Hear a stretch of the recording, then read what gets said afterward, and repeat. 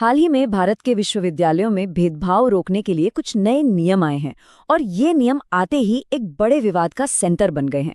एक तरफ तो ये कुछ छात्रों को सुरक्षा देने का वादा करते हैं, लेकिन दूसरी तरफ आलोचकों का कहना है कि ये नियम दूसरे कई छात्रों को कानूनी तौर पर बिल्कुल अकेला छोड़ सकते हैं। और यही वो सवाल है जो इस पूरे विवाद की जड़ में है। क्या ऐसा हो सकता है कि एक ग्रुप को प्रोटेक्ट करने के लिए बनाया गया कानून किसी दूसरे ग्रुप के अधिकारों को ही खत्म कर दे? चलिए आज इसी जटिल सवाल की परतों को खोलकर देखते हैं। तो आज के इस विश्लेषण में हम क्या क्या देखने वाले हैं। सबसे पहले हम समझेंगे कि ये विवाद आखिर शुरू कहाँ से हुआ। फिर हम देखेंगे कि नियमों में असल में क्या बदला है और इसके खिलाफ क्या तर्क दिए जा रहे हैं। हम एक सच्ची कहानी के जरिए इसके मानवीय पहलू को भी समझने की कोशिश करेंगे और आखिर में देखेंगे कि क्या कोई निष्पक्ष समाधान मुमकिन है। तो चलिए शुरू करते हैं पहले हिस्से से और समझते हैं कि ये नया कैंपस विवाद आखिर है क्या। ये पूरी बहस भारत में हायर एजुकेशन के नियमों में हुए एक ऐसे बदलाव को लेकर है जिसने बराबरी और न्याय के बुनियादी सिद्धांतों पर ही सवाल खड़े कर दिए हैं। अब इस पूरे मामले को समझने से पहले ये जानना जरूरी है कि यूजीसी आखिर है क्या।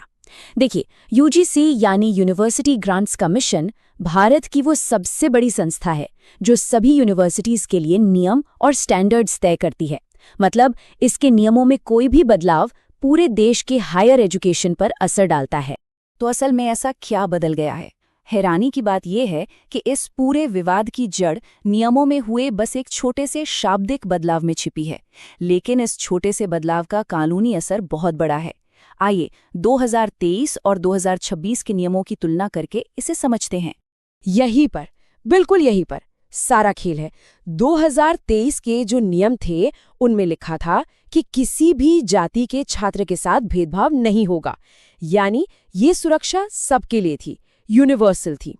लेकिन 2026 के नए नियमों में किसी भी जाति को हटाकर सुरक्षा का दायरा सिर्फ कुछ खास श्रेणियों तक सीमित कर दिया गया, जैसे एससी, एसटी, ओबीसी यानी अनुसूचित जाति, जनजाति, अन्य पिछड़ा वर्ग और साथ ही महिला और दिव्यांग छात्र।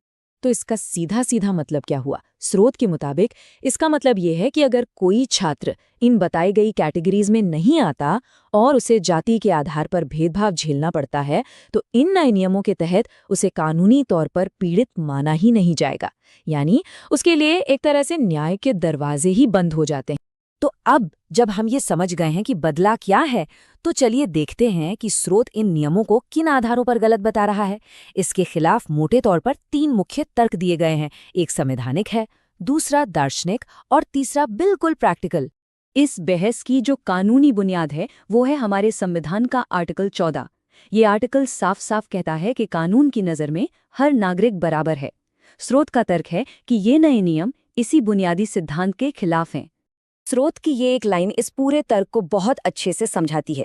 इसमें कहा गया है कि जब कोई कानून खुद ही किसी एक ग्रुप को सिर्फ उसकी जाति की वजह से पीड़ित माने जाने के अधिकार से बाहर कर दे, तो ये सीधे सीधे संविधान की आत्मा पर हमला है।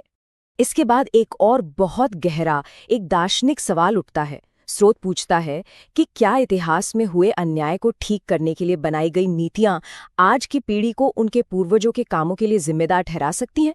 क्या ये वाकई इंसाफ है? अब कानूनी और दार्शनिक बातों से हटकर स्रोत इसके कुछ प्रैक्टिकल खतरों की तरफ भी इशारा करता है।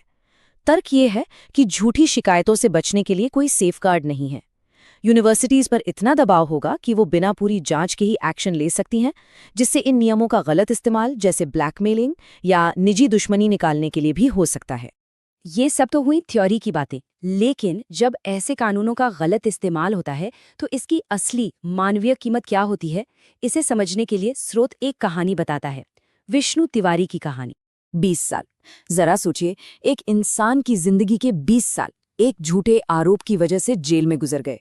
ये एक बहुत ही गंभीर उदाहरण है कि जब कानूनों का संतुलन बिगड़ता है तो उसका नतीजा कितना भयानक हो सकता है। जब तक विष्णु तिवारी निर्दोष साबित हुए तब तक बहुत देर हो चुकी थी। वो अपना परिवार, अपनी जवानी, अपना घर सब कुछ खो चुके थे। स्रोत इस कहानी का इस्तेमाल एक चेतावनी की तरह करता है कि अगर यूनिवर्सिटीज में बिना किसी सुरक्षा उपाय के ऐसे नियम लागू हुए तो उसके परिणाम कितने विनाशकारी हो सकते हैं। तो क्या सिर्फ समस्याएं ही हैं या कोई समाधान भी है? अच्छी बात यह है कि स्रोत सिर्फ सवाल नहीं उठाता, बल्कि निष्पक्ष नियम बनाने के लिए एक ठोस रास्ता भी दिखाता है। चलिए देखते हैं कि वो रास्ता क्या है। स्रोत एक 4 स्टेप का सॉल्यूशन सुझाता है। पहला, हर शिकायत के साथ एक कानूनी हलफनामा हो ताकि झूठा आरोप लगाने पर सजा मिल सके। दूसरा, कोई भी एक्शन लेने से पहले एक इंडिपेंडेंट जांच जरूरी हो। तीसरा, कानून में किसी भी जाति शब्द को वापस लाया जाए ताकि सुरक्षा सबके लिए हो। और चौथा, फोकस आरोपी की जाति पर नहीं बल्कि अपराध पर होना चाहिए। ये कदम एक बैलेंस्ड सिस्टम बनाने का रास्ता दिखा सकते हैं। और इस पूरी बात को सरकार के ही एक बहुत मशहूर नारे से जोड़ा गया है, सबका साथ, सबका विकास। स्रोत का तर्क है कि ये भावना सिर्फ एक नारा नहीं बल्कि हर पॉलिसी की आत्मा होनी चाहिए, जो कुछ चुनिंदा लोगों के लिए नहीं बल्कि असल में सबके लिए हो। तो आखिर में इस पूरे विश्लेषण का निचोड़ ये है कि ये बहस किसी स्पेशल ट्रीटमेंट या विशेषाधिकार की नहीं है। ये बुनियादी सुरक्षा और निष्पक्ष सुनवाई के अधिकार की मांग है, जो हर नागरिक को मिलना चाहिए, चाहे उसकी जाति या बैकग्राउंड कुछ भी हो। और इसी बड़े सवाल के साथ हम आज की ये चर्चा खत्म करते हैं। कोई भी समाज इतिहास में हुए अन्याय को सुधारने की जरूरत और आज के हर इंसान के व्यक्तिगत अधिकार